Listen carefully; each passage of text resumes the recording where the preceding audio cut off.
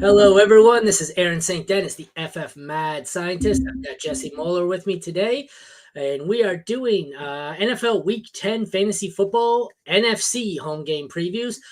Plus, we've got the London game because there was an uneven amount. So that is what, Indy, New England? Indy, New Yeah. England? Yes, Yeah. yes. I went to bring up the game preview for that. And before looking at it, just looking at the two teams, I got briefly nostalgic. I'm going, oh, remember the good old days when it was a Manning Brady matchup here?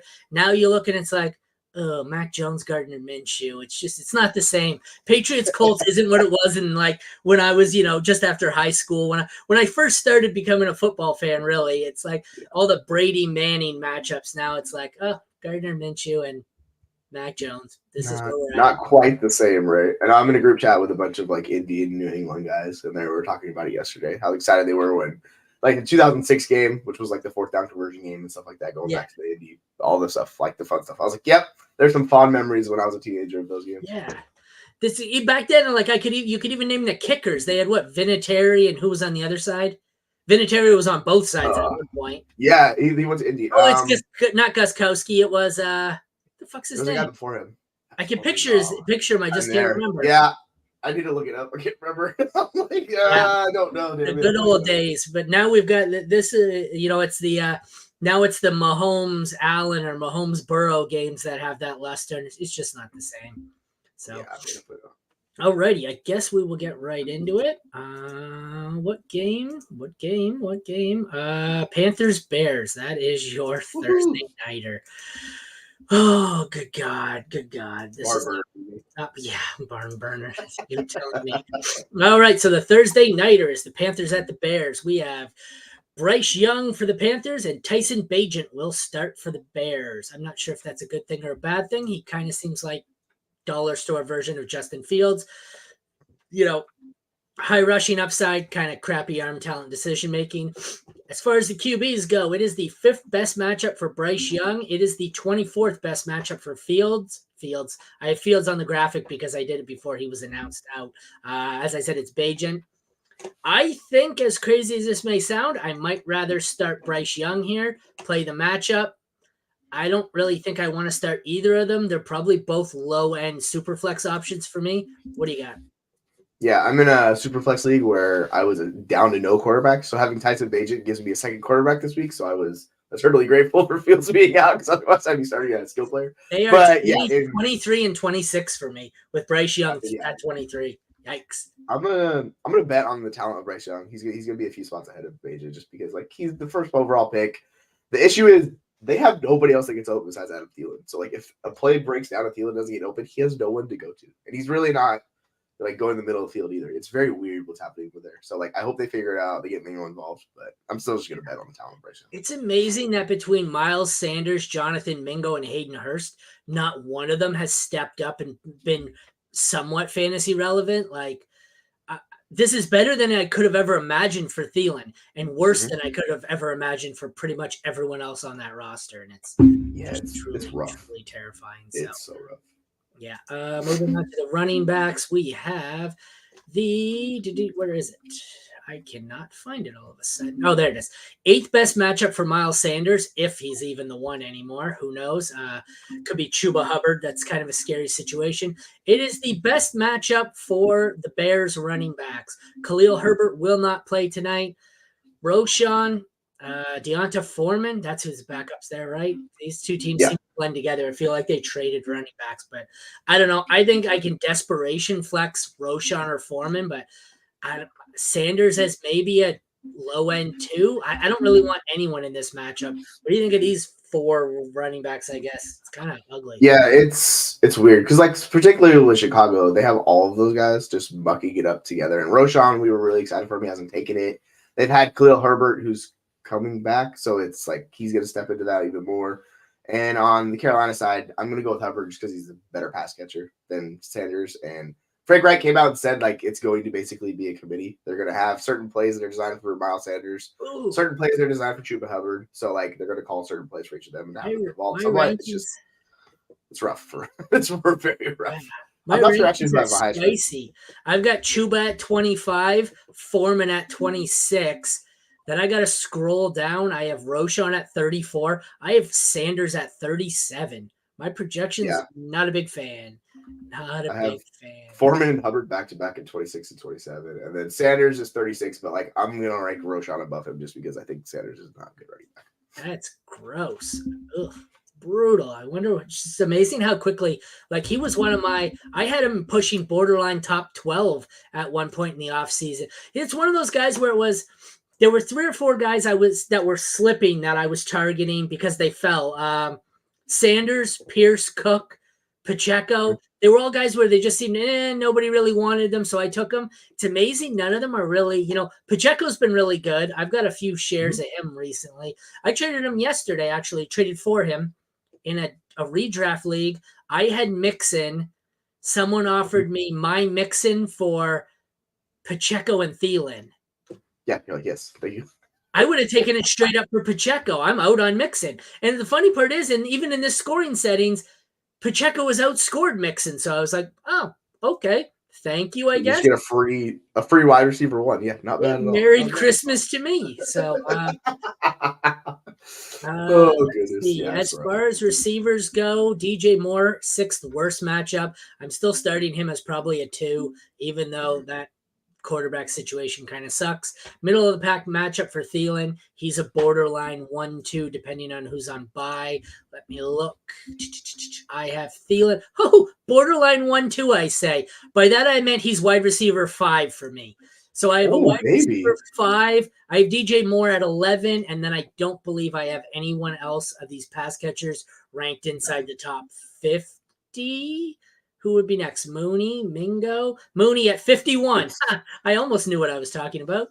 I really like two of these guys. I like I like Adam Thielen way more because of the quarterback. Yeah, it's the issue for Moore is the fact that Bajan's his quarterback, and like you're talking about, he's dollar score just Justin Fields, or as Jeremy said, he's homeless Justin Fields.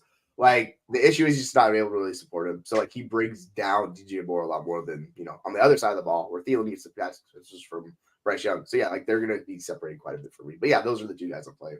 It'd be rough to play any other guy besides those 2. Tight ends, we have the best matchup for Carolina. I don't really want to stream Hurst or Tremble or whoever the hell it is they're playing. Desperation option if you have to. Komet, it's the 11th worst. I'm still starting him as a low end 1.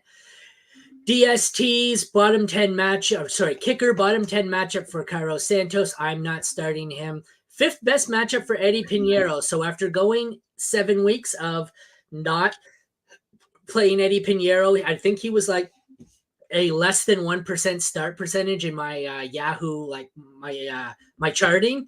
I have fired him up as one of my 3 starts of the week at kicker, 2 weeks in a row plus this week.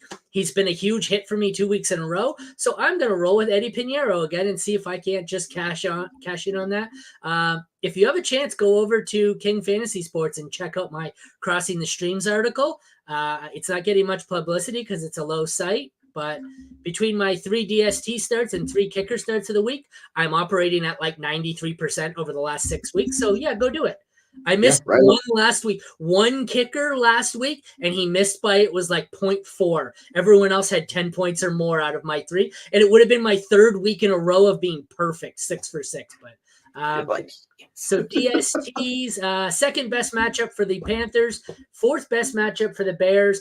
I know I say don't stream bad defenses, but these are 2 of the defenses I am streaming this week. Because if you look around, all the defenses you would want to play are rostered. There are no good streamer options. I got Seattle in a couple of leagues, the Colts, but like this is one where I feel like I think I chose the Panthers over the Bears because of Bagent. I'm streaming a unsafe amount of Carolina, I would say, and a few shares of the Bears, and it's utterly terrifying. So what do you think? Yeah, I am worried about both of these defenses. I do have Chicago ranked a little bit higher, but I kind of want to actually flip that just based on the quarterback situation because we haven't seen enough from Bagent to like be that confident in him. He's been fine the past few games, but it could crumble for him, and you could get a lot of points that way. So if I'm betting on the 2, I'll go with Carolina. But I am absolutely in trust the process mode on this one.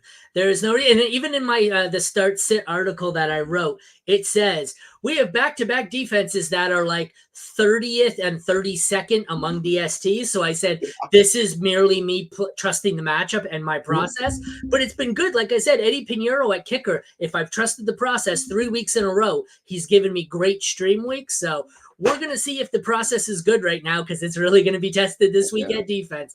I think my 3 streamers, I forget who the third one was, but it's like Carolina, Chicago, and somebody else gross. Like it might be Seattle or Indy. It's not pleasant. It's my 3 streamers this week because I don't pick top 12 teams because nobody wants to go with the top 12 team. But my 3 are pretty ugly. They're all like bottom 5 defenses, but not pleasant. So we will get into our next game, and our next game is the London game. I think it's London. I'm not sure. It could be Germany. International game. Sunday morning. We go from a Sunday morning one that gets us off and running at a blistering pace. What was it? Chiefs, Dolphins? Dolphins, yeah. Patriots and Colts. And unless Brady and Manning come out of retirement, it will not be great. Starting at quarterback here, we've got Minshew Mania against Mac Jones. Yep, that's really the matchup here. I didn't make that up. Good God. Minshew, middle of the pack matchup, 17th. Mac Jones, 15th. So doesn't really impact it either way. If I check my rankings, I would be willing to bet that both these guys are in the same range as the last 2. Minshew may be higher. Yeah, Minshew's higher. Minshew's at 17. Mac Jones is at 20. So these guys I have 2 or 3 spots ahead of the last 2, but these are super flex options only. I'm not starting Minshew or Mac Jones. Minshew, I guess, if you're really in a desperate spot in a 1 QB, but what do you think? Yeah, if you want to really just ride a wave of uncertainty, go ahead and start Minshew. And if you look at his weekly scoring points, he's been all over that. It's like 9, 27, 14, and 9. So, like, you look at how he produces fantasy points, and sometimes it's great, it works out, and sometimes it just falls apart. And that's kind of what Minshew's been his entire career. And then on top of it, they're running in an absurd pace, and they're running some of the most plays in the NFL. So he supports these options, and it gets them well, but it's just like the talent of Minshew just fully isn't there. So, like, it's just a roller coaster with him. But with that said, he's definitely going to be above Mac Jones for me just because Mac Garcia does not give you the same upside that Gardner Minshew does. So no, absolutely. Like I said, I have him Minshew 2 or 3 spots at minimum, maybe 5 spots ahead. The rushing upside, they both have similar floors. Oh, even the last 2, who was it? Young and Bajan. All 3 of them have a 3 to 5 point floor. Minshew has by far the biggest floor of any of the 4, and it's not even close. So that's why Minshew, shitty floors, high ceiling for Minshew. Like you said, he could put up 35, he could put up 3.5. So it's fascinating. This might be one where if you have to start him, maybe sleep in and don't get up and watch this one because you'll pull your hair out. You'll pull your hair out for sure. Ugly. So we'll move on to the running backs here. 12th best matchup for Jonathan Taylor. He's a must start. I have him at 8 in my rankings. God damn it. 1 sec. Okay. But yeah, like as he's saying, I didn't Jonathan realize Taylor. My kid's phone is in here, and of course I knew to mute my phone, but my kid's phone is over on his desk, and I'm going, what the hell is that ringing? So Taylor is a must start for me. Ramondre Stevenson, I have him as a start this week, but because he is the 5th best matchup. It is a risky one. It is a scary one, but I'd be willing to bet he's a top 20 for me. He's 14th. So high. I have like 8. I was like, holy shit. Well, this is another one where if you want to look at the way he's been producing, there's no way you should have him inside 20. If you want to look at the matchup and the potential and what he should do, he's top 15 or top 12 here because this is a spot where if Ramondre doesn't have a big game like he did last week, he's an RB2 at best from now on. Like, this is his only chance. I think I wrote this in my sit start article. This is his chance to get himself back into the RB1 conversation. He needs to do it here. He basically put up 130 yards last week, so that was just nice to see. And he had a touchdown on top of it, so that's why it's such a good game. But, like, his targets have been there. It's been a lot of 6 targets. There's a 4-target game in there as well. But, like, that's why I have him highly ranked so high is just because I'm kind of trusting in the process and going with him and what we're seeing. Because the offense has been better than it had been. So, yeah, he's going to be below Taylor, but I'm starting both of these guys everywhere I have them. At the receiver position, fifth best matchup for Pittman. He's a must start. I'm sure if I check my rankings, he's very high. He's 14, so he's a must start for me. I don't really Josh Downs scares me with the injury. I don't want to start Alec Pierce. If you have Josh Downs, I don't mind flexing him or as a 3, but I'd like to see a little bit more out of him, and I'd like to see him healthy. Demario Douglas and the Patriots, 15th best matchup, so it's indifferent, doesn't really help or hurt. He's another one where I don't really want to start any Patriot. I'd like to stash Douglas, but if I can only play one receiver here, it's Pittman. I prefer to leave Downs and Douglas on my bench. I think I'd rather still start Downs over Douglas, even though he's got the injury concern. I just need to see more out of Douglas, I think. But the potential's there. He's a good stash for me. But Pittman, for me, is a top 15, and nobody else is close. Yeah, I'm fine with not Downs. Demario Douglas, aka Pop Douglas. If you need like a flex play wide receiver, Yeah, and you've been brainwashed in your Patriots group for the last 6 months. He's the wide receiver one on that offense. He's by far the best player. Tom, the guy who runs League Winners for us, he posted a little video thread on. You can watch him on there on Twitter and check it out for yourself. But yeah, like he's by far their best wide receiver. It's like honestly not even close. So like I'm fine flexing him if I need to. But yeah, like ideally you have better options than him. And yeah, Pittman's a must start. Like you just play Pittman every week with the Gardner Minshew. The tight ends, fifth best matchup for the Patriots, don't care. 24th best matchup for the Colts, don't care. Not playing either of them. Henry is an absolute desperation bye-week replacement. Other than that, no thank you. Sixth best matchup for Matt Gay, who I believe is one of the kickers I have in my streaming article. He has been good. I don't have his rank on me, but it's surprisingly high. I think he's top 5 or 6. He is a must start. Chad Ryland on the Patriots, it is the best matchup. Ryland has not been great. The Patriots do not score. He should be on your waiver wire. If you have to play him, you can so out of desperation, but I see very little reason why he would even be on your roster. These two defenses are interesting. The Colts are the fifth best matchup. They are probably a top 8 for me. Let me check. The Colts are... Yeah, they're high for me. Oh, they're significantly lower for me. They're only at 14 for me. I wonder why. I'm going to have to look. Maybe they're not getting turnovers. I'd have to see why my projections don't like them as much. And the Patriots, the 19th best matchup. They are probably in the same range. Yeah, they are back-to-back with the Colts. So I have both of them as not starters this week. I don't really want to trust the Patriots because Gardner Minshew does have those odd blow-up games. I'd much rather start the Colts. I'm fine, in the end, I'm fine starting either one of these two as probably a top 12 defense, and I think I will be adjusting my rankings to reflect that. What do you think? Yeah, I'll go with the Indy defense. I feel like it's a lot safer. But if you really want to you want to go all in with upside and do that, you want to bank on a bad Gardner Minshew game, and you could go with the Patriots. And if he doesn't turn it over like he's done in the past sometimes, like that's how they get their blow up spot with that way. You know what it is? There's a lot of it's a mess, the rankings. I'm looking. There's a lot of high-end defenses that would normally be top options that are ranked lower because of bad matchups. And there's a lot of teams like Chicago and Carolina that I have ranked a lot higher because of matchups. So we got, instead of having 4 or 5 elite options, we seem to have a clusterfuck of about 15 teams that are all kind of like, I want to maybe, yeah, like that. I was surprised to see San Francisco so low, but they're playing Jacksonville, so it makes sense. Like I have right? I have San Francisco at 18. Yeah, they're low. I was surprised, and I was like, "Oh, that's right, they're playing Jacksonville." That's what I mean. Jacksonville just doesn't really turn it over and stuff, so like I get it. It's just I don't know. I have a hard time putting these guys above them. These are teams here that were drafted as top 12 defenses that are outside the 12 for me this week. Patriots, Bills, Saints, and 49ers. All outside the top 12 this week. And even Broncos, they're way out, but it's a really weird week for defenses where you're, like I said earlier, you're starting a lot of the crappy ones you don't want to start. Yeah, it doesn't feel good. We do have a comment here. What's that? Oh, we have a comment. Hold up. Entire roster. Okay. Jesus. Tyler, that is risky. Or middays. Any changes? Oh, he has Trevor Lawrence as his backup. My suggestion is Trevor Lawrence needs to be your starter, not Kyler. Yeah, like he's probably not going to run the first couple of weeks. So they said he is, but I don't trust it. I don't trust it. It takes over a year for that running to come back. Like that's the issue. So like people, I have Kyler benched on all my life. I'm not starting Kyler unless I'm desperate. He also has Deshaun Watson. That's a lot of quarterbacks. Is this a super like flex? you could play Watson for sure. That's a lot of quarterbacks. Trade one of these quarterbacks. Trade Deshaun Watson to someone who needs a quarterback. Yeah, because if you have two Watson, like you should definitely don't need three quarterbacks. Like, trade Watson or Kyler to someone for a running back. Someone's got to trade you. There's got to be a running back you can acquire better than Foreman. I don't know. Okay, is that Rashad White? Yeah. And who's Wilson? Garrett Wilson?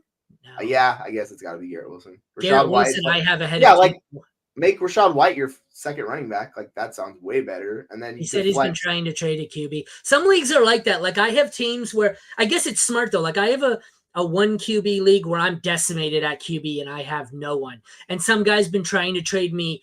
Well, he's aiming too high. He's been trying to trade me Burrow all season. He offered me Burrow for Lamb. He offered me Burrow for Barkley, Burrow for Kelsey. I'm going, he's like, oh, well, you need a quarterback. I'm like, it's a one QB league. I'd rather stream it than trade an elite player for a QB. So, well, yeah, and you're getting James Conner back too. So, like realistically, like when Conner comes back and he's healthy, I'm going to play him over Foreman. Like that's. Where do you see Conner? Where do you see down at the bottom? And he changes, and like also, so you can play Rashad White. You could flex Conner, like you could do that. And like I just don't trust Foreman. Like that's the hard part with Foreman. It's just risky with him to me. Package, Debo and a quarterback, or Christian Watson and a quarter. I don't know. I like to upgrade here. I guess you're gonna have Connor at the RB2, so that's not terrible. Yeah, for sure. Like you could package, you could make that work for sure. Like that's tough depending on how teams that have weaknesses in the spots you're like strengths, right? So whoever needs that running back, you package that together. Or whoever needs a quarterback, package that together. Like do that. Yeah, and Herbert's not playing, so yeah. Would you trade Nico for Baker? I would have. You know what's funny? Someone, Dennis, was posting about this earlier on the value of super quarterbacks and superflex. And my point that I was about to make was I did the research, and even when I do my trade value charts, even in superflex, unless they're a top 15 or 16 quarterback, they're not worth the value to. And then I looked, and Baker's like QB 14. So I normally would have said no, but he's actually performing at a decent level. If you can afford to trade away Nico, who's kind of been inconsistent in that offense, and Baker is available, I don't hate this. It's probably not the quarterback I would target, but you're probably not going to get much better for Nico. So no, I would prefer to go after someone like Dobbs for cheaper than that, like because he gives you a high floor too, like stuff like that. But like it's just all about. I don't know though. But with all the hype around Dobbs, I think it's easier to trade for Baker than Dobbs, and I think Baker's better than Dobbs. But White is my RB2, but Foreman plays tonight. Oh, that's true. I'm not playing Foreman tonight. Like I'm starting White. Like I trust him so much more. Because Herbert's out, but I don't want to play that roulette between Foreman and. What's his name? Roshan. I don't know. That one scares me a bit. Yeah, I'm just gonna bench Foreman, honestly. Like, and then play either. Well, Connor, you have on an IR spot or on your bench. Connor's gonna play. Activate Connor. I think. Yeah, play Connor. Like, I'll play Connor. I'd even almost contemplate doing the Pop Douglas thing on like this weekend over him. Like, that's where I was at with those guys. Even though my rankings have like him lower, I trust Pop Douglas more than I do for me. It's just risky with like him and Roshan. This is the last week without Khalil, right? So that's gonna change a bit more. Foreman got 20 carries last week and has a great matchup tonight. Yeah, that is true. I don't know. I don't hate it. I don't know. I think I'd rather roll the dice with Connor. Yeah, but he got you 8 points last week? That's the problem. Well, he's touchdown. His one good game is he had 3 touchdowns. Yeah, he needs a touchdown. Like if he doesn't get the touchdown, it's not going to happen for him. It's like he doesn't give you any receiving. Like that's the thing. Just no receiving. So like that's the thing that sucks with him. So if you think he's getting a touchdown, you can play him. But if you don't think he's getting a touchdown, bench him. Like that's how I would go about that. Because you have good options on your bench to play. All right. Moving on. Our next game. If I could click on the right bloody screen here. The next game, we have Titans at Buccaneers. Starting off with there's Baker right there. Baker versus Levis. Right. QB matchup. Levis, second best matchup. He is, again, also one of my starts of the week. I know it's terrible. He has one great game and one terrible game. I'm going to err on the side of him being able to repeat and just air it out this week. Bad matchup for Baker, 23rd best. I don't know if I really want to start him in anything. I guess, like I said, he was QB 14 or something. So he's a QB2 option in Superflex. Will Levis, I think I have ranked ahead of him. Probably Will Levis I have at 19. Yeah, No, he's big. 2 I spots have ahead him of me. 15 and 19, but I think I'm going to move Levis up a bit. Yeah, I have Levis at 14 and Baker at 16. But yeah, the weird thing with Tennessee is like it's somehow become a worse matchup now, even though it was a great matchup for quarterbacks earlier this season. And the strength is still that rushing defense. So like I'm starting Baker against the Tennessee defense. Like I still don't trust them fully.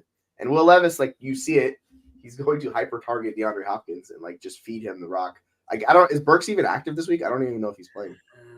But to tell you the truth. yeah, I'm not sure. Like last that injury, I assumed he wasn't, but because he got carted off. But yeah, like I've seen enough from Will Levis. Well, I'll play him if I need a quarterback this week. 1 sec, I'm looking. Burks is questionable. Not practicing Wednesday. Concussion. Won't practice. Oh, it's a concussion officially. There's no way he clears in time. Yeah, he's out. Oh, were they the Thursday nighter or no? That was last week. Yeah, against Pittsburgh. Oh, so he could theoretically clear in time, but if he's not practicing, it's Wednesday into Thursday now. He's not practicing. I'm going to assume he's a no-go this week. Yeah, because then they got to fly all the way to freaking London I don't think you. Oh, they're not the London. You mean next week? Oh yeah, no, sorry, I mixed up my games. My bad. Yeah, I don't think I don't in concussion protocol. I don't even think he can make the team flight. Mm-hmm. But that's just me. Running backs, third worst matchup for Derrick Henry. I don't give a shit. He's still a top 12 back for me. 19th best matchup for Rachaad White. He's a little scary. He's been hit and miss. I still have him as 14 this week, and I have Henry as 11. I'm firing them both up as low-end RB1s, borderline RB1s. I don't like either of these rush defenses, but I don't care. White's been getting elite volume in the passing game, and Derrick Henry's Derrick Henry, so I'm rolling with it. Rachaad White is this generation's Joe Mixon, where he's just living off of volume, and that's fine. And he's going to continue that because it hasn't been super efficient. But like, I don't really care at this point. He's looking way better than someone like such as James Cook, who I was big on in the offseason. But yeah, like you play both these guys this week, and you just roll them out in your lineup, and you'd be happy you have them on your team. That is true. Wide receiver, second best matchup for D-Hop, who is also in my start sit article. He's someone where I'm going to fire him up and just hope Levis is what he was 2 weeks ago and not what he was last week. So I'm starting D-Hop. I'm not starting anyone else in the Tennessee pass catching unit. Sixth best matchup for the Bucks. Firing up Evans, probably firing up Godwin. I don't mind streaming Trey Palmer out of desperation. I'm going to assume my highest ranked here is Evans. It is. Evans at 7, D-Hop at 10, Godwin at 24, and then I'm probably going to have to scroll down a ways, so we won't bother. What do you think here? Yeah, those guys are must starts. Like Mike Evans and DeAndre Hopkins, like you need to find ways to get them in your lineup. I have them as wide receiver ones. And then I'm still a little bit lower on Chris Godwin, but he's fine. He's getting supported, so like he could be a nice wide receiver 3 for you in this matchup. Those are the big three. Outside of that, like you're really stretching. If you want a deep play from Trey Palmer, like he's made a few of those, sure. On the Tennessee side, I don't even want to start anybody else. Like I just don't even want to consider anybody else. It's such a weweird year. It seemed like a year where everything was going to transition to the youngsters. That dynasty league, my work dynasty, where I'm like 8-1. What are we in? 8-1, whatever it is. My 2 starting receivers are not Zay Flowers. They're not Chris Olave. They're not Jordan Addison. They're not JSN. They're not Quentin Johnston. They're not any of the guys I drafted highly. My 1-2 punch is D-Hop and Adam Thielen. How scary is that? It's awesome. It's so funny. I couldn't trade him for like pennies in the offseason. I'm like, all right, if you guys don't want him, like I will keep them on my roster. It's fine. Like, I'll try to get younger. I traded for both of them. I was 4-1, and I traded away. I forget who it was. I traded away Dak Prescott for Dak and somebody else to upgrade to either Lamar or Burrow. I forget. I traded to upgrade to one of those 2 quarterbacks, and they were both throw-ins in the deal. Mm-hmm. And I was like, oh, okay, I don't really want them. The first thing I did was put them on the trade block, and now 4 weeks later, I'm like, well, shit, maybe I'll just ride with this. I got to know. See, that's the other thing. You got to find a balance. I have so much youth. People are saying, oh, well, these guys are old. You don't need them, blah, blah, blah. Well, I don't need to have nothing but rookies. I can have some veterans too. So, but I like winning. One guy tried to rob me. What happens next year when Thielen and Hopkins are they have no value and you have to drop them? Well, then I start playing the 21st round rookies I have drafted. I'm not. You want them, but you don't want to pay them, so fuck Yeah. off. Like that's exactly what it is. So I messaged the one guy. It's funny because it was a league my cousin runs, and none of them know me. And I messaged him and I was like, I do this for a living, right? No reply after that. It's like quit trying to rob me, dickhead. I do content for a living. Like piss off. Yeah, like I couldn't. I remember I offered Mike Evans to get the pick that was either like Marvin Mims or Jaden Reed, and they were like, no, because it was late second. I was like, screw it. I got it, and they're like, no. And I'm like, dude, what? Like, what? You are a contender. What are you doing here? And they're just like, no. And I'm like, oh. Message him 6 months later. Hey, dumbass, how you feeling now? It's like, yeah, I just don't get it. Chigo Okonkwo at tight end, top 9 matchup. I don't really want to stream him unless it's out of desperation. He hasn't done much. K. Dotton was great last week. Everyone picked him up just in time to bench him because it's the 5th worst matchup. You can play him as a low-end one if you have to. I prefer to find safer options. Kickers. Second best matchup for Chase McLaughlin of the Bucks. He has been rough all season. If you have to start him for some reason, if he's on your roster, do so. I wouldn't pick him up to start him. Full middle of the pack matchup. Below average kicker. I want nothing to do with him. And the DSTs here, we have 13th best matchup for the Bucks, 24th best matchup for the Titans. I think I far prefer to start the Bucks. I will have to check my ranks. I think they're both going to be low end. Bucks are 9. Oh, I have them both high. Go figure. Hey, I told you it's a weird week for defenses. Bucks are 9, Titans are 11. So start them both. Yeah. I mean, yeah, it's like the interesting thing is these matchups are kind of strange how they work out. And you're playing into the strengths against the weaknesses. So, like, I get it. I'd be fine with that. And, yeah, back to K. Dotton. Like, yeah, you can stream him this week. I think it's fine. I don't think he's going to see 9 targets again. But, like, he's running all the routes. He's seeing work. So, he plays. That's the funny part of the DSTs, though, this week. I have about 15 to 18 listed as DSTs you can play. There's going to be a lot of DSTs that are going to burn you. This week, it's DST roulette, man. Before we get into the next one, let's go with this. What's up, guys? Would y'all do White and Stroud for Josh Allen? I would. Yes, I would. Is this Dynasty? Because this is like completely different. If this is Dynasty, yeah, I'm going to get Josh Allen. Like I mean, people are insanely high on Stroud right now, but like Josh Allen's just like a tier or 2 above him still. Like he gives you a difference-making production. Like you want Josh Allen. With this roster, I would anyways. Look at this roster. I would anyways. Because basically White doesn't matter. With this roster, you're not playing White. So all you're doing, redraft, no super flex. But who cares? You're not playing White with this lineup, and all you're doing really is upgrading Stroud to Josh Allen. I think you have to. I'd rather trade Devontae Smith than White, but like whatever. Like I'll offer any one of those guys to get Josh Allen on my team. Like it's redraft, so it's a little different. But yeah, like I'm fine with that move. Like I want Josh Allen on my team. He's gonna give you like average at least 4 points per game more than Stroud, at least, if not more. This season. I think you could probably it's sell high. Josh Allen is a sell high, or that is selling high. Get in with Josh Allen. So flex DK Cooker JSN. 1 sec. Let me look at some matchups. DK. I don't think the weird thing about that game is I don't trust him yet. I don't trust JSN yet either. Like that second best matchup for James Cook and third best matchup for DK. I'm playing DK. That one's. Do I want DK against Washington or James Cook against Denver? I want to play both, but I'm going to play DK. I think that's the correct answer. I would love to find a way to play both. If not, DK seems safer. James Cook it depends. Okay, here's my answer will be DK is the ceiling play, I think. James Cook is going to give you middle to high-end RB2 production, probably not much more. If you just need a safe play that isn't going to drop a bomb, it's him. DK could put up 30. He could also leave with an injury or whatever. So if you're projected to lose by double digits, play DK. If not, I think Cook is safer, but I think in the end it's DK. Yeah, I think welcome, DK. Sir. Hey, go get Daddy Allen. Well, the nice part about that trade is it's redraft. So if you fuck up and Stroud turns into the next Tom Brady, you only eat it for 1 year. Yeah, it's redraft. I have Ayuk T. I'm playing DK over T, I think. RBs, ETN, and Foreman. Get Foreman out of your lineup. Put Cook in for Foreman. Cook in for Foreman and then flex DK. Foreman's so risky, man. Like, this is what I'm talking about. Like, you have to be very careful with Foreman. And particularly this lineup, like, unless you're – like, I don't even think he has a ceiling outcome unless he gets 3 touchdowns again. But, like, how likely is that, right? But do you agree with that? Put Cook in for Foreman and then flex DK? Yeah. Yeah. Okay, that's Like good. I'd play DK over T this week too. Like yeah, I'd do that. Sounds good to me. Yeah, I would too, but in this case, you probably don't have to.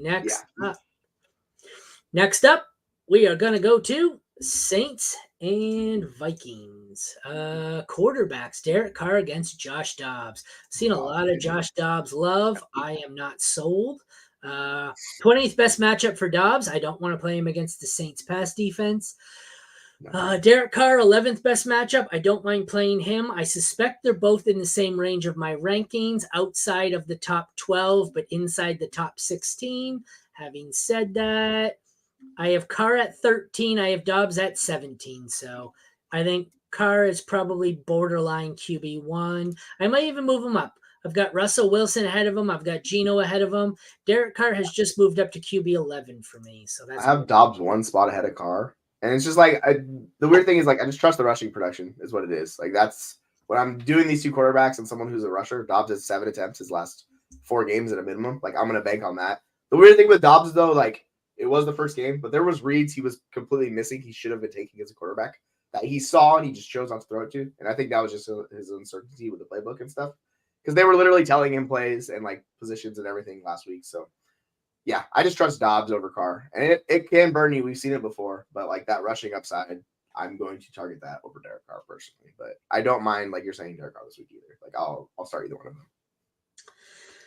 them. All right. I think I'm more of a start Dobbs in Superflex only. I could see starting Carr in single QB, though. Moving on to running back. Excuse me. I can't burp. I come home and I chug down my lunch and my drink at on my lunch here. So then I get on the show and I'm burping the whole damn time because I've just tried to chug I've speed eating my lunch. So Right. 7th worst matchup for Alvin Kamara. I do not give a damn. I am starting him as I almost guarantee without looking a top 6 matchup. Yeah. 7th worst matchup for Madison. He, for like the 4th week in a row, is my Fantasy Pros sit of the week. I have Kamara at 4.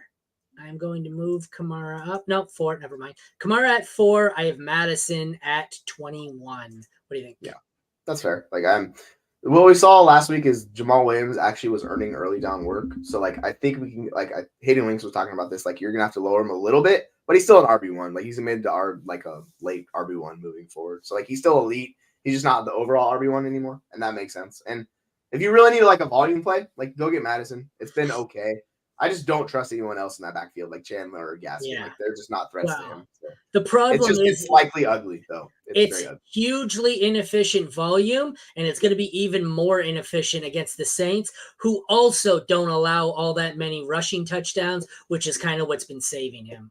Yeah, like he got that touchdown against Atlanta last week. That's what saved him. It's a similar thing. Like otherwise, he'll give you between like 8 or 10 points more than likely. Moving on to wide receiver, it gets interesting. 7th best matchup for Olave. I want to play him probably as a top 15 or 20. He's probably a wide receiver 2 for me. I don't mind Thomas as a wide receiver 3 if you need a safe play. Shaheed as a wide receiver 3 if you need a ceiling play, but can risk it. The Vikings are where it gets interesting. It's the 20th best matchup, so not great. Addison, I think, is a low-end to high-end wide receiver 2. Justin Jefferson, I think, could play in this one. I think unless I really have to, I'd like to leave him on my bench for 1 week, especially in this matchup. So if I had to rank these 5, I'm going Olave, Addison, Jefferson, Thomas, Shaheed. What do you think? Yeah, like I'm going to have Olave and Addison ahead of Jefferson. Like I'm just going to have him on the bench and see how it works. But like if I start getting into the Shaheed area or the Osborne, I'll play Jefferson over those guys. Just because if he's going to play and he's going to be active, he's going to be on the field. And he'll probably be like not the full route share that he's going to run, but he'll be running enough routes. And he's Justin Jefferson, right? But ideally, I just want to keep him on the bench and see how it goes. And then because there's always the possibility he's just a decoy. Yeah, they do that. Or he gets out there. Even more likely, I guess, is he gets out there and because what was a hamstring, right? Yep. He gets out It was there, just weird. makes one great big stretch, and goes, "Oh, maybe I'm gonna, sit this one out and come back next week." So Yeah, I it's like always like, they'll give him a designated amount of yeah, routes and stuff, with, but like it's not gonna be full time. this is the old Julio Jones rule. Until I see one healthy week from you, in return from a soft tissue injury, I don't want any part of it. Tight ends, bottom 12 matchup for Hawkinson. Don't care. I'm starting him as a top 3 option. Top 12 matchup for Taysom Hill. I am starting him, I believe, I think he's my 3 or my 4. Taysom Hill's my 4. Taysom Hill is my 4. TJ Hawkinson is my 3. These are my must starts. That's terrifying, just truly terrifying. Kicker, 8th best matchup for Groupie. 12th for Joseph. I far prefer Groupie, even though he's been struggling of late.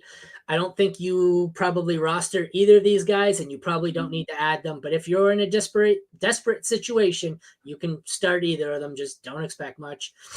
Top 10 matchup for the Saints. I'm very comfortable firing them up. Bottom 10 matchup for the Vikings. They are a desperate play for me. I'm going to check my rankings. I have the Saints at 14 because, like I said, it's a big old clusterfuck. And what am I doing here? I think I mixed these two up on my rankings. I have the Saints at 16. They should be at 4. And I have the Vikings at 4, who should be at 16. So, sorry, what I meant was I have the Saints at 4 and the Vikings at 16, but somehow I put the two of them in reverse because that's what I do. Hey, happens sometimes. We all do there. Yeah, interesting enough, like Taysom Hill's the tight end 1 the last month. So yeah, you're firing up Taysom Hill. I get it. It's weird. It caps Kamara a little bit, but like you roll Taysom Hill until it burns you, until it changes. Like it's absurd usage what they're doing with him. He's also in my sit start article, and then I noted that over the last month, he has a rushing, passing, and receiving touchdown, and that you should bench him this week because I've decided to make him my start this week. And Taysom Hill, despite having a jersey and him being at one point one of my favorite players, he burns me every time I do this. So let's just assume that Taysom Hill is going to drop a dud. Let me start him this week. You guys all sit him because he's going to, right in the pooper. It'll happen at some point. It's going to come crashing down. It always does with him. It always does. Next up, we've got the G-Men and the Cowboys. This is fucking ugly. This is going to be an ugly matchup. So we've got quarterbacks we'll start at. One is good. One I didn't know was an NFL quarterback. I heard Tommy DeVito. I thought they were talking about Joe Pesci's character in Goodfellas. Like, that's Tommy DeVito? Oh, he plays football? Like, what's he doing? But so we have the 8th worst matchup for Dak. I don't care. I'm still starting him. He's probably QB 10 for me. I have Taylor on the graphic for the Giants because it wasn't announced who the quarterback was. Middle of the pack matchup for DeVito. I want nothing to do with him. I'm going to take a look at Dak. I bet he's 8 for me, 9.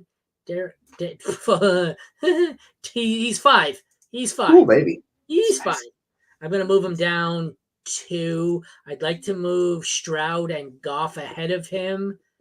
I think I'll even move Herbert ahead of him. So now he's 7. This is how we kind of process things. So what do you think about these two? I assume you're not starting DeVito even in Superflex unless you're absolutely fucking desperate. I'm truly desperate. Yeah, like I picked him up in one league and I was like, cool, I'm not playing this guy, but I just have him on the roster now. Yeah, that offense is putrid for the Giants with DeVito. Like they can't pass. It's just literally grind Saquon Barkley into dust this season. So yeah, it's a lot of fun. But on the flip side, Dak Prescott, yeah, he's top 10. I think he's QB 8 for me in that range or whatever. I'm playing him wherever. He's running hot right now.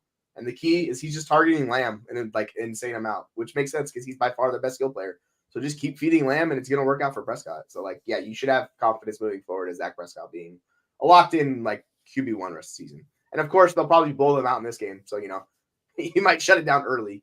But yeah, I'm rolling with Dak. All right, the running back situation. Top 6 matchup for Pollard. Think you got to start him this week. Saquon, it is a bottom 11th worst matchup. I'm starting him anyways. I'm not starting any of the other backups here. I have Pollard at 6. Pollard at 6. Saquon is in that same range, I'm sure. Saquon at 9. I think I'm going to move Saquon up a little. Saquon is now 7 for me. But either way, 2 RB1s here, kind of mid-range RB1s. I actually think I like Barkley more. I me have too. him lower because this offense and the potential for it to be a complete disaster and get shut out is scary. Yeah, the weird thing is like I'm kind of almost done with Tony Pollard at this point. For some reason, it's just not happening, and he's gonna be an RB1 in rankings, but I'm gonna treat him as an RB2. It's just weird. Like they get into these great game scripts, and he gets volume, and he's just not coming home. So like I'll choose Barkley to start before Pollard, but yeah, it's like he's an RB2 for me. I just lost a lot of confidence with him because it's weird how it's not working out in a great offense in a great situation for some reason. It's just he's not hitting home. Yeah, well, who could have seen that coming? It's like people don't even listen to me, but don't feel bad. I don't listen to me. Fourth worst matchup at receiver for the Giants. I want no part of this. I think they are in my sit. I tried to sit. I put Wandell as my sit because I have him as the 1, but I put, and for that matter, and apply this to whatever receiver you have on the Giants. I don't want any of them. 13th best matchup for CD Lamb. He is a locked and loaded wide receiver 1. Upon inspection, I'm sure he is. He is 4 for me. So I have a must start at 4, and then I don't want to start anybody else in this matchup at pass catcher. Yourself? Yeah. Lamb's got 30 targets the last 2 weeks. So yeah, Lamb over. I'll expect Lamb to score more fantasy points than the entire Giants receiver room. Like that's where I'm at with that. So yeah, I want nothing to do with those guys. As fun as Wandale is, or like interesting as Hyatt is, like DeVito's just not capable of supporting these guys until we see more, and particularly against the Dallas Cowboys defense, which is one of the better defenses in the league. This is where it just could get ugly for those guys. So I'm going to look other ways. I think Wandale is the highest ranked. He's like 41, but like I don't have any confidence in that ranking. Like I'd rather start Cooks over any of the Giants wide receivers. And it's just Lamb's the wide receiver 1. I think he's the wide receiver 1 last month in the NFL. So yeah, like we trust Lamb. Yeah, agreed. I had that same league where I have that some idiot sending me stuff. He tried to send me originally Diggs for Lamb, but I preferred Lamb slightly, so I said no. And then I needed another running back, so at some point I sent him back this. I forget what it was. I sent him the offer. And he was addicted. He's like, "Oh no, the price has gone up higher now." Well, thank you, fucking Seahawks general manager from draft day. So then I forget what it was, but then so I sent him an offer of something and he countered with. So I think I might have sent him back. Was Dallas on bye last week? Is that what it was? No, it was like 2 weeks ago. That's what it was. So I sent him back Lamb for Diggs straight up because I needed to win, and he counters with Lamb and Barkley for Diggs, and I'm like, you're a fucking idiot. So I countered back with Lamb for Barkley and Austin Eckler. And he like, that's just ridiculous. And I said, yeah, I know. It was just as ridiculous when you sent it the other way. And I haven't responded since. Fuck you, asshole. I like to send fuck you offers in response quite often. Right. Like you're gonna send me some dick move. Like here you go. Here's one right back towards you. 6th worst matchup at tight end for Jake Ferguson. He's a low end 1, high end 2. I'd like to avoid him if I can. He's a stash. Middle of the pack matchup for Bellinger here. He's another stash, but I don't really want to play either of these guys. I just want to hold on to him in Dynasty. At kicker, 23rd best matchup for Aubrey. So it's not a great matchup, but he's been good. He's a must start. 2nd worst matchup for Bullock, who is now the Giants kicker. I want nothing to do with that. So sit him. The DSTs, best matchup for the Cowboys. I bet you if I look, they are easily my DST 1. They are the rare combination this week of great defense, terrible opponent. If you can start Dallas, they are a must start at DST. And I have the Giants way down somewhere. 5th worst matchup. I want nothing to do with them. Bad team, like this one's going to get sloppy. I'm going to look at my DSTs. It better say Dallas is number 1. It does. They got to be up there. Yeah, I was going to say they got to be at least like 1 or 2. Yeah, no, they're 1. It is. It's 1. And I think I should put a tier there. I never use tiers in my Fantasy Pros rankings, but I should put a tier there just to be like Dallas tier, next team, just to get my point across that start Dallas. Like Tommy DeVito, no Darren Waller, no real receiver. Like Saquon Barkley goes out to injury in the first quarter. This could be 50-0. Yeah, like that's the problem. Like with all of these Giants guys, like I'll trust Barkley's just gonna see the volume, but like it could diminish.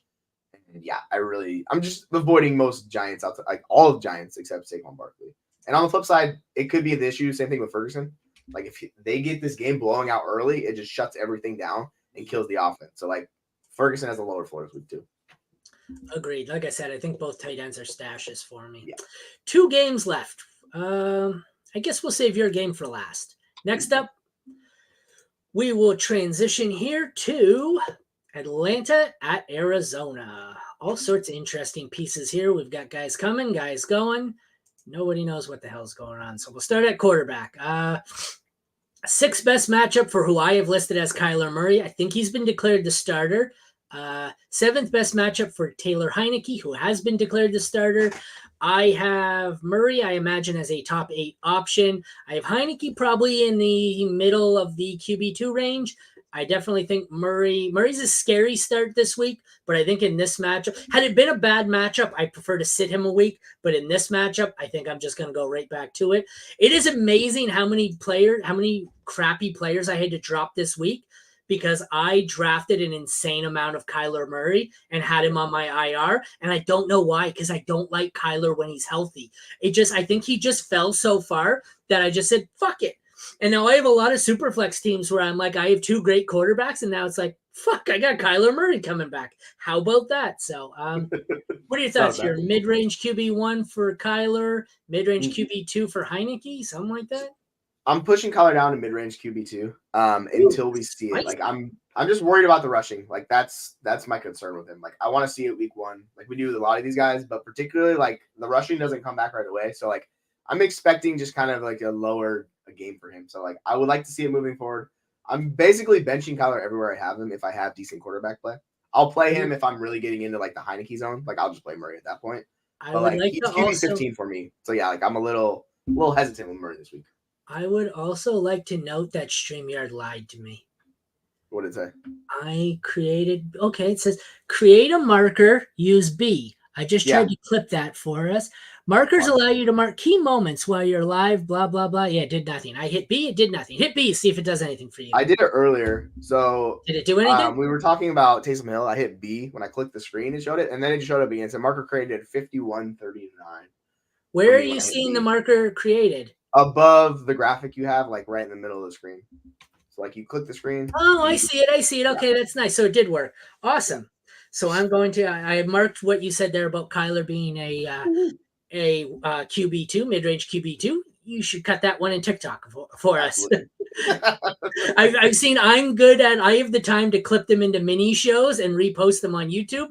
You're much better and much more efficient at doing it in a timely way for TikTok. It's nice when I can create markers so I don't have to go back and watch the whole damn show. I know. That's why when I logged in on my other account for my kid and it said, we are introducing markers. And I said, ooh, that's interesting. I'm like, this could really help us, instead of having to go back and watch. Because even I like to put the little quote tweets out with like a player graphic and then whatever said this. It's so much easier than having to go back and listen to the whole podcast. I don't want to listen to myself for an hour. We should speed up though. I've been dragging fucking on. Well, yeah, it's nice for timestamps on YouTube too. Like you can just moving on to running back. 7th worst matchup for the Cardinals. Want no part of Ingram, want no part of DeMarcado. They're both being dropped. I'd love to wait 1 week on Connor. Bad matchup. Not sure of his health. If you have to start him, he's probably an RB2 for me. Bijan scary as fuck. I'm still starting him as a top 12, probably a 12, a low-end RB1, high-end RB2. Tyler Algier has flex-worthy appeal. I'm going Bijan and then probably Connor and then Algier after. But I'd like to not start Connor or Algier. And I'd really like it if Bijan was like I have a league where Bijan is my flex. Excuse me, where Bijan and Gibbs are my 2 flexes, and I don't have to rely on them at all. And that's the lovely situation where if the 2 of them both have a bomb week, great. If they both suck, oh well, they're in my flex. So I don't really want those as my RB1 and RB2 because Arthur Smith is retarded. Thoughts? Yeah, fuck Arthur Smith. I'll just say it right now. It's been a disaster. But yeah, like I'm Bijan and Connor are very similar. They're RB2s for me. I just much trust what Bijan, which sounds insane to say, but it's just Connor coming off the injury. You don't know how it's going to work out necessarily. But Bijan's like my RB14. Connor is going to slot into like right behind him at RB15 if he's healthy and goes. Like that's how I'm going to treat it. He'll see the volume. DeMarcado is dealing with the injury. Like I just don't trust anybody on the other side of the field. And yeah, like Algier, he needs touchdowns. So no thank you. Running backs. I have Bijan at 11. I have Connor unranked, but that's because when I did my rankings or my projections, Connor's still not officially listed as in, but oh no, I do. I have him at 43, but that's why he's lower. Do you want to get into the receivers here quickly? Just discuss them. Give me 30 seconds here. Yeah, sure. Yeah, Hollywood Brown all day, every day with Kyler Murray. Like, this is the thing. You go from, what's his name, Clayton Tune to Kyler Murray. It's a massive upgrade in supporting options. With him last year, without DeAndre Hopkins, this duo, he was wide receiver 6, like on per game basis. Like, this is all day, every day Hollywood. This is what we're waiting for. You're firing him up everywhere. I'm not sure where I have him in my rankings. I want to say he's a solid wide receiver 2, but I need to double check before I speak out of my mouth and talk out my ass with that. So yeah. On the flip side, it's Drake London, baby. Like, Drake London, as long as he's healthy, this is the key with him, and he's dealing with the groin. I'm going to be confident starting Drake London. So let me pull these up and make sure I have Hollywood Brown. Where is that? I had a baby. I have to go pick up the babysitter after this so that she can get my kid off the bus and watch him till I get home. And she called in the middle of the show. So I'm like, not good. But this is not what I want to hear yet. It's the 11th best matchup for Drake London. It's the 19th best matchup for, that's the game we're on, right? Okay. Yeah. For the Cardinals. I don't think I want to start either of them all that high. I think I'm wide receiver 2 range for Hollywood and London. I think I prefer Hollywood, especially if Murray's back. I'm not sure if you agreed with that or not. Like I said, that's what I said. Yeah. So. Yeah. I just I'm worried about London because of his groin injury. Like, he didn't practice yesterday, so need to make sure he's practicing playing, and then it'll change how I feel about him. But yeah, I'm really not starting any other wide receivers like in this game. Like, sure, you can go with Rondale or Michael Wilson on that side of the ball, but just no thanks. Like, I don't want to do it. They are like wide receiver 50 plus for me, so no thanks to any other wide receivers. It's just those 2 guys. I don't mind stashing in Dynasty Michael Wilson. Yeah. Other than that, I don't even know. Can I name another Falcons receiver? They had so many that are gone, and that, like, did they have Scotty Miller there at one point? They have Kadarius Hodge. Oh, there's someone. Did they get Van Jefferson? Like, I don't. There's a whole lot of the other receivers besides Drake London. Oh, I don't have the. You could tell I wasn't looking at my own graphic. It says Van Jefferson, but you can tell how bad the receivers are. I put Cordero Patterson on the graphic over a third receiver, but there's a lot of guys. If it's like, are they in Atlanta now, or where are they? But no, thank you. Tight end, we have the 7th worst matchup for Kyle Pitts. He's probably still a low end 1. Probably high-end, mid-range 2 for Jonnu. That's a scary situation, but I can play them both. Trey McBride gets a much better matchup this week. It's a top 12 matchup. Don't mind firing him up. I am torn. I think I'm still starting Pitts over McBride, but you could definitely convince me that McBride is the way to go. Having said that, I have McBride at 10 and Pitts at 12. So I am starting in my projections McBride over Pitts, and McBride may actually move up a few spots here to 8 or 9 in the event now that I have Kyler Murray. Because like I said, my original run of projections didn't have Kyler on the board. Yeah, with Kyler, like, I'm definitely going on the McBride side. Like, as fun as Pitts is, like, I need to see something, dude. It's so awful. Like, it's the best tight end situation, but they're splitting it, and it's just not good for a single guy. So we saw last week Jono's 60-yard house call. But yeah, I much prefer McBride to Pitts this week and moving forward. Like, McBride's just gonna be higher in my rankings, which sucks for Kyle Pitts, but that is what it is at this point. It's just frustrating. Yeah. It's this whole offense kind of really scares me. But moving on to kicker, 7th best matchup for Koo, hasn't been great. Playing him anyways. Prater, 13th best matchup, also hasn't been great. If you need to stream one, he's not the worst option. He's not the best option. He's just there. 8th and 9th best matchups for the DSTs. These are 2 more of the theme of there's worse options out there, but it's going to be scary as shit. If you have to start either of these, you can. I don't really want to risk it. Having said that, I think I will be downgrading heavily the Falcons, and I prefer to start the Cardinals because when I did these rankings, the Cardinals had not announced that Kyler could be back. I'm going to look at my rankings now to see where I have them. Arizona. Actually, I still have the Falcons way out of it. I have the Falcons at 22, and I have the Cardinals at 17. I'm going to move the Cardinals up a couple of slots. I don't mind streaming the Cardinals. I don't love it. I prefer to avoid the Falcons with Kyler Murray back anyways. I'm right there with you. Like, I want no part of these defenses, to tell you the truth. Like, they terrify me. So, like, I feel like I got to find somebody better on the waiver wire than these two. Like, I guess you can go with it, but, like, the Cardinals just aren't good. Like, that's my biggest concern with them. So, like, I have a hard time always starting these, bad defenses. So, I'm just going to pass them both of them if I can. Agreed. And we will kick things off with our last game. I guess you should be good at this one. I feel like I know the High Points creator that handles Seattle. You might. Interesting. I am wearing a Seahawks hat on top of it too. Just maybe it's backwards. Maybe. You're wearing the Rob Lowe generic NFL hat. Exactly right. I'm Team NFL. Yeah, you go NFL, or the guy who shows up. What was it, Taco? I'm a fan of security. Go security. Yeah. So, all right, these are two of the more interesting quarterbacks here, as Geno is on his way down and Sam Howell is on his way up. Best matchup for Geno, so he is probably still streamable as a borderline top 12. Sam Howell, 13th best matchup. Sam Howell is kind of a Will Levis situation here. A higher-end Gardner Minshew, I think, where this could be a boom game or a total bust. He doesn't go in between. So I have Sam Howell at 10.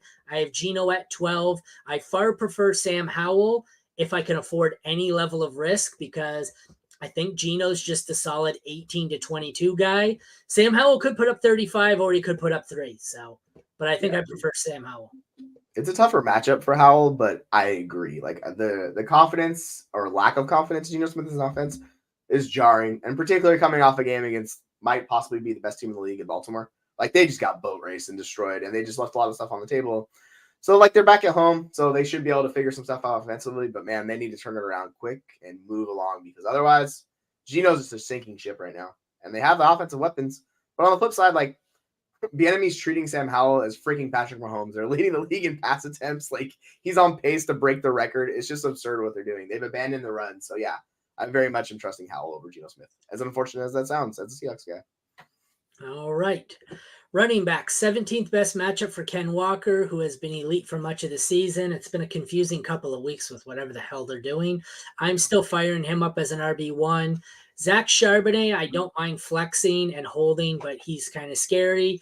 Washington, 11th best matchup. I will probably start Brian Robinson as a top 20. Gibson, I don't mind flexing. So I think I start Walker as a 1. I'll start low-end 1. Robinson is a low-end 2. I'm comfortable flexing Charbonnet or Gibson.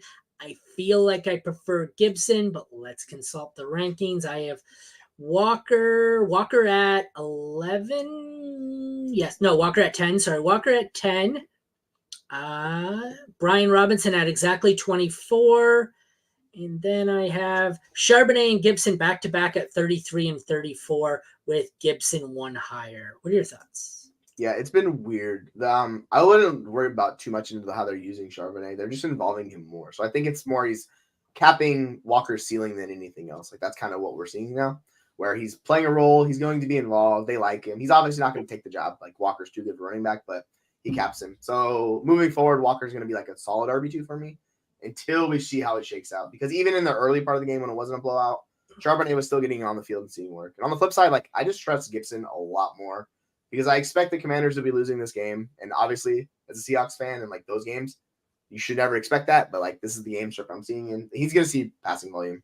Robinson will get the work on the ground. But, yeah, like, I prefer Gibson to Robinson just slightly this week. But they're both, like, mid to low RB2s for me. Wide receivers, good matchups for both. 3rd best for the Seahawks, 9th best for the Commanders. Firing up DK, firing up McLaurin, probably as top 15s. Lockett and Dodson, I think Lockett higher, both as 20 to 24. JSN, I don't mind as a flex, although I could be wrong on JSN, and he could be significantly higher than that in the end. But I think there's probably 5 receivers I'm willing to play as at least a flex in this one. I'm going to try and bring up my rankings here to see who I have the highest. DK at 12, McLaurin at 14, Lockett at 23, Dotson 28, JSN 33. So all of them at least flex worthy for me. How about you? Yeah, JSN's a little bit pushing closer to the wide receiver 4 range for me. But he did see a lot of first read targets, so we'll see if that translates over. Just because that game got so out of hand, it was more garbage time, how they were just targeting him and doing him underneath stuff. So like I want to see in a more neutral game script how that works out. But yeah, I have DK at the farthest. He's a wide receiver 1, and then McLaurin, and then I'm gonna go with Dotson, then Lockett. Those guys are all top 24ish for me. And then it just moves down a little bit farther to JSN where he's like wide receiver 4. But like you can play all these guys. Like I have no problem with that. Tight end, 14th best matchup for Noah Fant. I want nothing to do with him. 18th best matchup for Logan Thomas, who is a streamer if you need one. Boring, inconsistent. Third best matchup for Jason Myers at kicker. I can play him as a low-end one if need be. Joey Sly, 11th best matchup. Desperation option at best. I guess I should say better than that. He's a play. If you have him, if you need him, he's not a bad stream. DSTs, third best matchup for the Seahawks. They are my DST number 2, way behind Dallas, but still number 2. Washington is the 21st best matchup. I'd like to avoid them. Seattle's got a pretty potent offense, but so I play the Seahawks, and I don't want to play the Commanders. What do you think? Yeah, 100% with you. Like it's literally. Interestingly enough, like they're not getting as many sacks as they're giving up. So Washington, like it seems like they might have figured out maybe don't take 20 sacks a game somehow. So like I think maybe Seattle might not hit home exactly that way. But yeah, it's basically sacks, turnovers. You force that, you get an early lead on them, you force it to work that way, and then yeah, I just don't trust the Washington defense and the lack of defensive line they have now there. So yeah, they're much lower in the rankings. And yeah, you can flex Logan Thomas. Lack of defensive line. Yeah, they got nothing. Defensive line. There is no defensive line. They got bodies. That's it. It's just ugly. So it should be a good game for Walker. It's those sleds they have that are shaped like players that they push in fucking training. Move around. Yeah, exactly. I don't think anybody can name their starting defensive line at this point. Like nobody knows who those guys are. They traded Sweat and Young. Yep. And then it's like bodies. It's just I'm out. I'm out. I got no one. So on that lovely note, let's wrap that up here with the that concludes the Seattle and Washington matchup, and it also concludes the NFL Week 10 Fantasy Football NFC Home Game preview for the Mad Science Lab podcast. Check back tomorrow at noon. We will be here with the AFC games, 7 of them, with the exception of the Patriots and Colts that we already did. So for Aaron and Jesse, thank you for watching the Mad Science Lab podcast. We will see you again tomorrow, same time. It'll be the 2 of us again. Take care, everyone. See you, folks.